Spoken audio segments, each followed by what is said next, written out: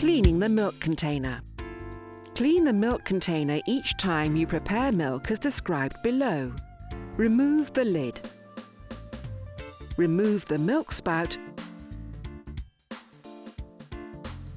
Remove the intake tube. Turn the froth adjustment dial clockwise to the insert position and pull off upwards. Wash all the components thoroughly with hot water and mild washing up liquid. All components are dishwasher safe, placing them in the top basket of the dishwasher. Make sure there are no milk residues on the hollow and groove under the dial. If necessary, scrape the groove with a toothpick. Rinse inside the froth adjustment dial seat with running water.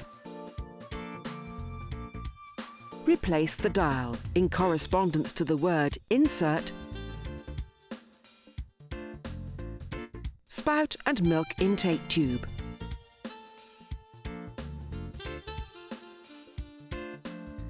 Place the lid back on the milk container.